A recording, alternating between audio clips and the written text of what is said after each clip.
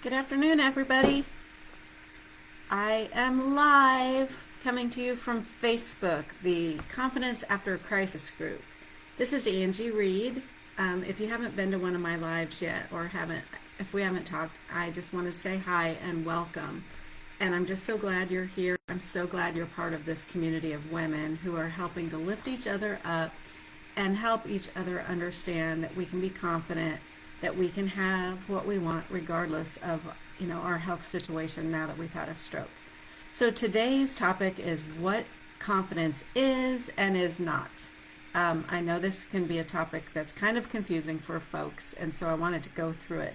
And hopefully you can see my handy dandy little easel behind me, and I'm going to switch it here in a little bit. But if you can't read it, I'll try to read it to you so that you can understand it. So really, what's the first thing that comes to mind when I ask you what confidence is? So what is confidence to you? And you can put it in the chat below if you have thoughts on this. But for most people, what comes to mind is a feeling, the feeling that you're confident. And then other people think that confidence is a personality trait, or even a belief in their abilities or their self-esteem. But the truth is that none of these are what confidence truly is. Confidence is not a feeling. Feelings like nervousness, anxiety, apprehension, and fear are all totally normal. Confident people still feel these things, but they're still confident. So, for instance, I'm confident that I can give this training today, but am I nervous? Sure. Do I have a little fear? Always. Public speaking always gives me a little bit of fear, but that doesn't mean I'm any less confident. Do I sometimes have trouble with my words? Yes, but that doesn't mean I'm any less confident because I know the material I'm presenting and I'm excited to share it with you. So just confidence is not a feeling. Also, confidence is not a personality trait. A lot of people assume extroverted people who are really outgoing and like the spotlight are really confident. But then they also judge introverted people, thinking that those that are quieter and more reserved are not being as confident, or they may not be as confident. But the truth is there are many outgoing people out there who have very low levels of confidence. And then there are many reserved people who have extremely high self-confidence. So it really is not a personality trait. Also, confidence is not a belief in your ability. Believing you're good at something is competency, not confidence. You can be confident that you're good at something, but you can also be confident that you're bad at something. So, for instance, I'm confident that I'm not a good cook. I'm also confident that I'm horrible at crocheting. I gave it a try, and my first attempt was so awful that I stopped trying. So I'm confident in those things. And the definition of confidence can be that it's your level of certainty in your abilities, so that you can be confident that you're a terrible speaker, or you can be confident that you're pretty certain, and you can be confident that you're pretty certain you're right. But in this situation, confidence is not a good thing. So it's really this type of confidence can magnify what we tell ourselves about ourselves. It's kind of self-validation, or that whole self-fulfilling prophecy, because we tend to act on what we're certain about, and causing us to actually create the outcome that we expected, and then validating that belief system. So it can be a self-fulfilling prophecy. So if I started out this presentation and I said, I know I'm a terrible speaker, how do you think that my presentation would go? It would probably go horribly off the rails, and I would get flustered and confused and just feel awful about it. So it's that whole self-fulfilling prophecy. And this is not the kind of confidence that we want. This is not helpful confidence. So we need a better definition of confidence, right? So confidence is not the same thing as self-esteem, which is really just self-judgment. The self-esteem movement has been around for decades, and it really encourages people to think positively about themselves. And while it make you feel good about yourself in the moment, it doesn't really lead to real, true confidence.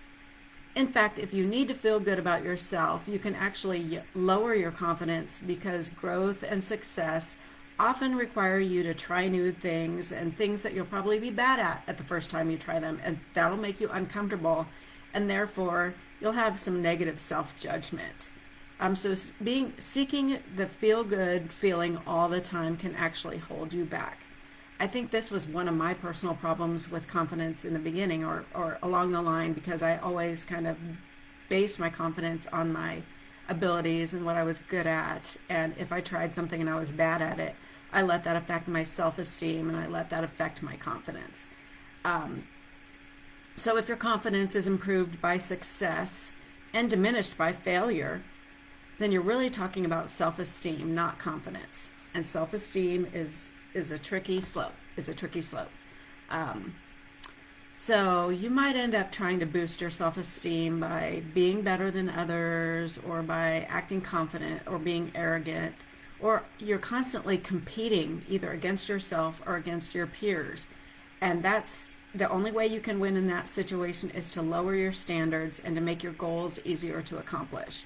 And so you'll win more, you'll feel better about yourself, but in the end you lose because your ego is big but your self-esteem is vulnerable. And you don't want vulnerable self-esteem. So, for instance, you could build your self-esteem around your looks, but as you age, your self-worth can plummet. You could also build it around being smart, you might find yourself that when you're around smarter people, that you shrink back. I find this happens a lot since my stroke. I went down a rabbit hole of not feeling like I was smart anymore, or smart enough anymore. And I would compare myself to my old self and the way I worked in the past. And then being surrounded by smart, capable people at work made me feel worse about myself. And so that comparison is the thief of joy. We all know that. But you might find yourself surrounding yourself with people that aren't as smart as you, just to boost your own ego. And that's not good either. Now, if you build your self-esteem around being right all the time, which is really common. We all know that person that has to be right all the time. Even if they don't know what the heck they're talking about, they have to be right. And they'll start an argument. So having to be right all the time will harm your relationships. It can create, the loss of trust and the loss of love. So don't have to build your self-esteem around being right all the time. So what should you build your self-esteem around? And I'm talking about self-esteem right now, not necessarily confidence yet. So I'm sorry if I've lost you, but what should you build your self-esteem around if it's not your looks, if it's not how smart you are, if it's not that you're right all the time? You should build your self-esteem around your ability to learn, your ability to be resourceful, the ability to grow, change, learn, and figure it out as you go. And if you can be confident, if you can do these things, if you can grow, change, learn, and figure it out as you go, you can't fail, because your belief in yourself is no longer vulnerable. So confidence is not just a feeling. Although you may feel confident, it's not also simply a belief in yourself or your self-esteem, although that's part of it. So what is it? Confidence is a skill. It's one that can be developed and strengthened like a muscle. It's the willingness to try, combined with the trust in yourself that you'll figure it out. And a willingness to try also means a willingness to act, even in the face of fear and uncertainty. Someone once said the definition of bravery is doing it even when you're afraid. That's brave, doing it in the face of fear. So confidence is a skill that you can develop, and you can strengthen it like a muscle. It just takes practice. And anyone can develop confidence. I promise you that. And I can help you get there. So you're not just trusting that you won't fail, because we're all going to fail at times. But when we fail, what happens? We fail forward. We learn something from our failures, and then we continue to try until we figure it out. So when you define confidence based in action, it allows you to develop competency. It's called the confidence competency loop. Sorry, that's hard to say. Say that 5 times. the confidence competency loop. So it's the willingness to try. It's the willingness to know that you'll either succeed or you will learn. You will fail forward. And you are learning valuable things about yourself right now because you are taking action. What you first want to be able to do is identify areas that you want to develop confidence in. And that's going to be different for everybody. It might be public speaking. It might be, I don't know, just being able to carry on a conversation with somebody you just met. Who knows what areas of confidence you are looking to develop. But when you have a goal for a certain area of your life, and you can take action in that direction. So really it's about building skills. It's so you're trying to learn, you're either succeeding or you're getting valuable insights. There's no such thing as fail. You're succeeding or you're getting valuable insights. And either way, you're learning, you're growing, and you're developing. And then when you apply what you've learned you can apply what you've learned to improve your abilities and skills. And that you're learning, you're building skills, and that builds competency. And once you have competency, you can increase your confidence, because you know that not only do you have higher self-esteem because your competency is better, you have true confidence now because you know that no matter where you are now, your willingness to try is what unlocks your future and your full potential. So it's that willingness to try that unlocks your future and your full potential. All you need to do is change the way you think about yourself and practice the mindset of true confidence. And you'll be able to stop doubting yourself and know that you can do and create anything you dream of and step forward with what really and truly is confidence. And if you'd like help in changing the way you think about yourself and developing a mindset of true confidence, that's what my coaching program is all about. Go ahead and book a free coaching call with me today. I'll put the link below. And then we can discover how we might be able to work together. I know I can help you develop true confidence by increasing your willingness to try, taking action, learning, building skills, and building competency that can help you grow your confidence. I hope that made sense. And if you have any questions, please send me a message.